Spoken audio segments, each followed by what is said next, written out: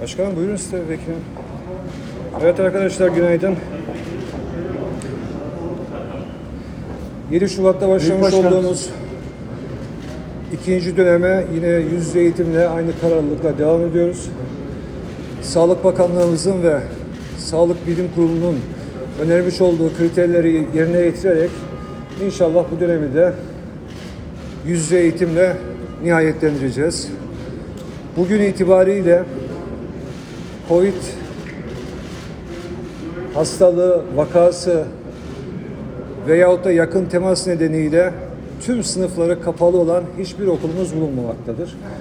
Okullarımız her türlü tedbir alarak inşallah bu süreçlerinde başarılı bir şekilde çıkacaktır.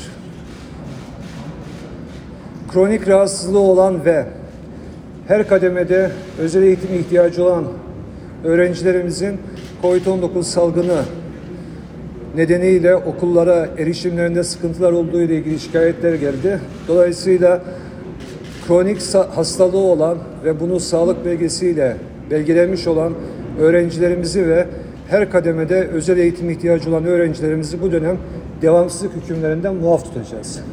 Yani devam mecburiyetleri olmayacak.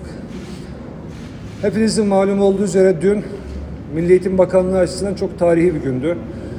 60 yıllık özlem olan Öğretmenlik Meslek Kanunu 7354 sayılı kanunla ilk defa yasalaşmış oldu ve yürürlüğe girmiş oldu. Ben desteklerinden dolayı Sayın Cumhurbaşkanımıza en içten şükranlarımı sunuyorum. Öğretmenlik Meslek Kanunu uygulanması ile ilgili yönetmeliği de hazırladık ve tüm eğitim paydaşlarımızın görüşünü açtık. 15 Mart'a kadar tüm eğitim paydaşlarımızdan, öğretmenlerden, STK'lardan gelen görüşlere göre Öğretmenlik Meslek Kanunu yönetmeliğine son şeklini vereceğiz ve uygulamaya başlayacağız. Ben dün itibariyle yürürlüğe giren Öğretmenlik Meslek Kanunu'nun tüm eğitim camiamıza hayırlı uğurlu olmasını diliyorum. Bildiğiniz gibi tüm arkadaşlarımızla birlikte sahadayız. Geçen hafta İstanbul, sonra Konya, sonra Ordu'ya gittik. Bakan yardımcısı arkadaşlarımız, genel müdür arkadaşlarımızla birlikte sahada sorunları çözmek, yerinde görmek, eğitimin kalitesini artırmakla ilgili gece gündüz demeden çalışmaya devam ediyoruz. Bugün de Gaziantep'teyiz. Gaziantep'teki eğitimimizin seviyesini çok daha iyi noktalara çıkartmak için bugün kapsamlı bir değerlendirme toplantısı yapacağız. Gaziantep'ten son zamanlarda hakikaten çok güzel haberler alıyoruz. Eğitimle ilgili, eğitimin tüm kademeleriyle ilgili gerçekten burada birlik beraberlikten kaynaklanan çok güzel bir bereket var. Ben bu süreçleri çok başarılı bir şekilde yürüten Sayın Valimize çok teşekkür ediyorum. Büyükşehir Belediye Başkanımız burada bizim en büyük paydaşımız.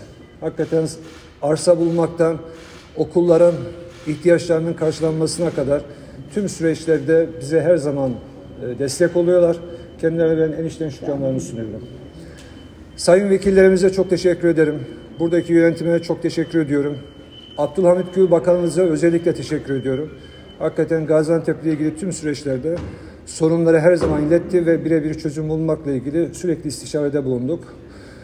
İl müdürümüze, bu süreçleri çok başarılı bir şekilde yürüten il müdürümüze, ilçe milli eğitim müdürlerimize, okul müdürlerimize, tüm öğretmen arkadaşlarımıza çok teşekkür ediyorum.